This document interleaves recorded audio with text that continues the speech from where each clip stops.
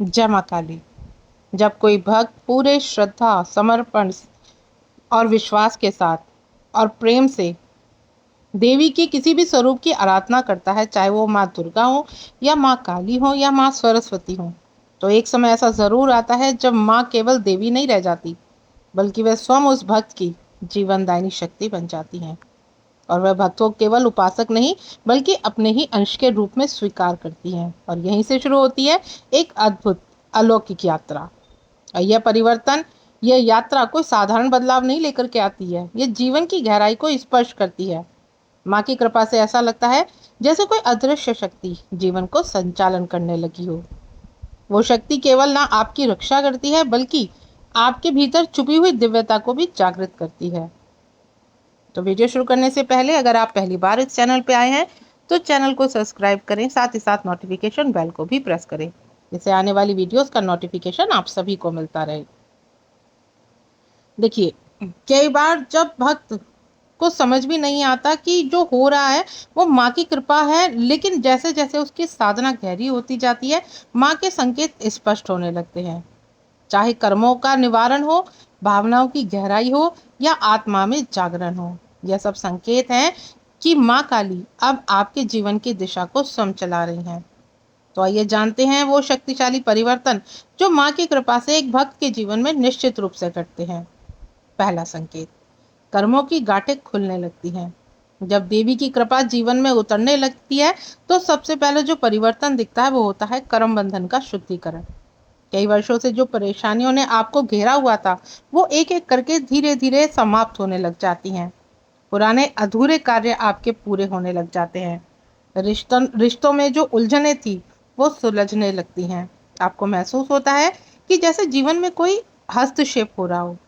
और यह प्रक्रिया हमेशा सहज नहीं होती। कई बार जीवन में अचानक चुनौतियां बढ़ जाती हैं, कुछ पुराने संबंध टूट जाते हैं, आर्थिक या मानसिक उलझनें सामने आती हैं, परंतु यह देवी की कृपा का ही एक रूप होता है, जो पहले अपने पुराने कर्मों की सफाई करती है ताकि एक नया अध्याय शुरू हो सके।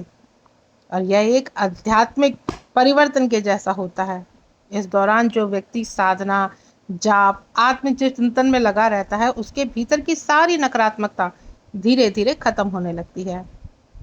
माता के रूप में करुणा और काली के रूप में न्याय, इसीलिए सब आपके जीवन में एक गहन बदलाव शुरू होता है।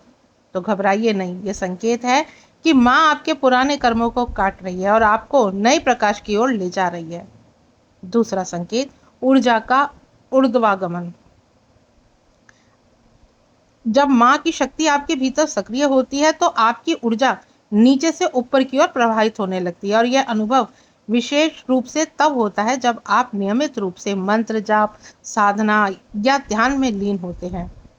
पहले जहाँ ध्यान आपको कठिन लगता था, वहीं अब सहज ही आपका ध्यान गहरा होने लगता है। सिर के बीच बीच आपको हल्का कंपन, आंखों के बीच गर्माहट या रीढ़ की हड्डी में ऊर्जा की लहर, यह सब संकेत हैं कि आपकी कुंडलिनी सक्रिय हो रही है। और यह सिर्फ शारीरिक नहीं, बल्कि मानसिक और भावनात्मक जागरण भी होता है। आपकी चेतना अब बाहरी दुनिया से हटकर भीतर की ओर केंद्रित होने लगती है। अनावश्यक विचारों का शोर कम हो जाता है। एक अद्भुत शांति आपको भीतर से घेरने लगती है। माँ की कृपा से जब यह जागरण होता है तो साधक को अलग ही दुनिया का अनुभव होने लगता है। वह जो स्थूल नहीं, सूक्ष्म है, और वह केवल शरीर नहीं बल्कि आत्मा के स्तर पर जीने लगता है। और यही वह अवस्था है जहाँ से आपकी सच्ची आध्यात्मिक यात्रा शुरू होती है। तीसरा संकेत, आत्मविश्वास।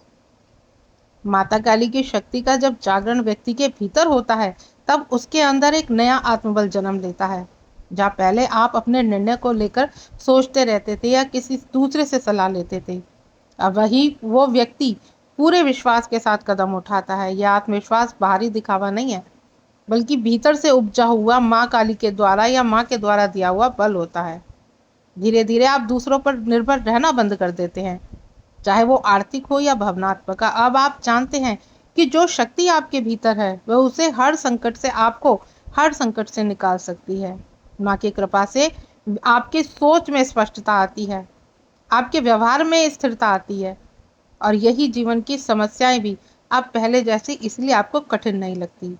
क्योंकि आप जानते हैं कि माँ आपके साथ है और अब आपको हर चुनौती को स्वीकार करने की ताकत माँ ने दी है, क्योंकि उस आपको विश्वास होता है कि माँ की शक्ति हर परिस्थिति में आपकी रक्षा करेगी। और यह परिवर्तन आपको एक साधारण भक्त में ऐसे जागरूक होता है जो उसका उसे पता ही नहीं चलता।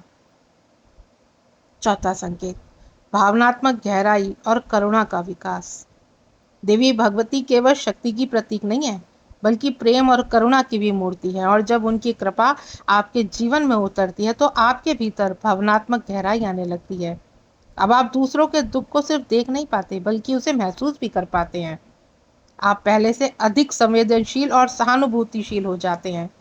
जहाँ पहले छोटी छोटी बातों पर आपको क्रोध या ईर्ष्या आ जाती थी, वही अब क्षमा और दया का भाव उत्पन्न होने लगता है। अब आपको दूसरों को समझने की शक्ति मिल जाती है। और यह परिवर्तन केवल भावुकता का नहीं है, यह करुणा से प्रेरित होकर के एक दिव्य गुण के रूप में आता है। और इस अवस्था में व्यक्ति केवल अपने लिए नहीं जीता, बल्कि जग कल्याण के लिए जीता है, जग कल्याण के लिए सोचता है, और वह अपने आसपास के लोगों की पीड़ा को कम करने का प्रयास करता है।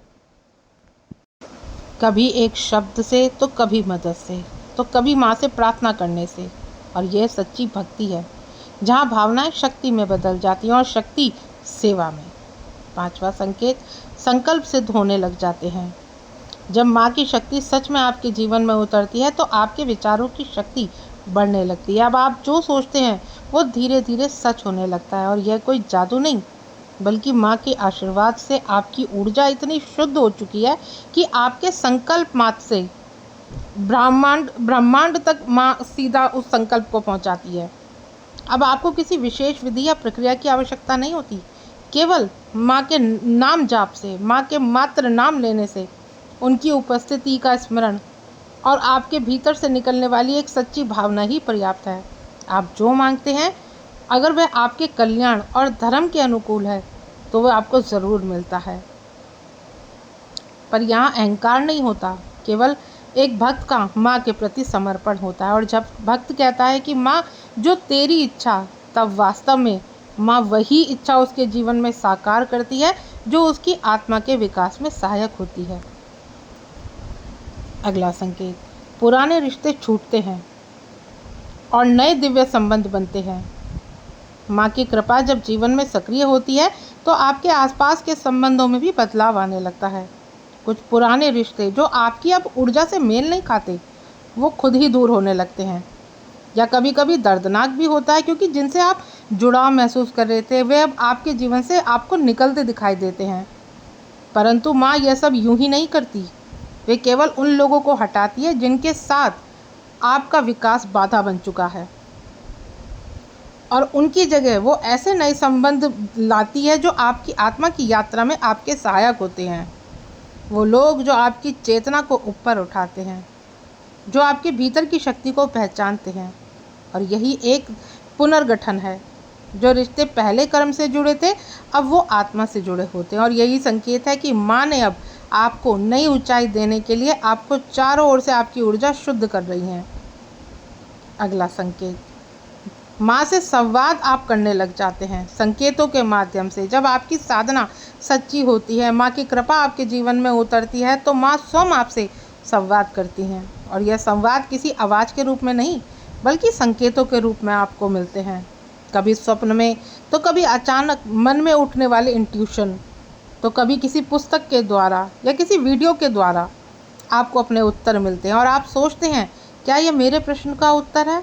और फिर वही बात किसी अन्य माध्यम से दोहराई जाती है। यह संयोग नहीं होता, यह माँ का मार्गदर्शन होता है कि अब आपकी चेतना के माध्यम से आपको जवाब देती हैं, आपको सही दिशा दिखाती हैं। और यह संकेत तब और स्पष्ट हो जाते हैं जब आप ध्यान, जाप, मौन में अभ्यास करते हैं और नियमित रहते हैं। माँ हर बार बोल कर के आपको मार्ग नहीं दिखाती हैं, कभी कभी चुप रह कर पे ही आपके भीतर विचारों की दिव्य तरंग उठाती हैं, जो आपको अगले कदम की ओर ले जाती है। और इस संवाद को समझने के लिए हृदय में विश्वास और भीतर मौन होना चाहिए। तो जो मैंने संकेत आपको बताए हैं, अगर आपको मिल रहे हैं तो समझिए कि माँ आपके जीवन में प्रवेश कर चुकी हैं। बस आप सच्चे दिल से, समर्पण से उन्हें पुकारिए, क्योंकि जब आप संसार से थक जाते हैं, जब आपको कुछ नहीं सूझता, तब माँ अपनी करुणा में, ईश्वर में कहती हैं कि अब तू मेरा और मैं तेरी। और ये हर उस कष्ट का उत्तर है जो आपने संकल्प लिया था। उस क्षण से भक्त का जीवन बदलने लगता है। बाहर भले परिस्थिति कैसी भी हो, लेकिन आप भीतर से शांत और दिव्य बनते हैं। तो आशा करती हूँ आज की जानकारी आपको अच्छी लगी होगी। वीडियो अगर पसंद आए तो वीडियो को लाइक शेयर करना ना भूलें। जय माता दी।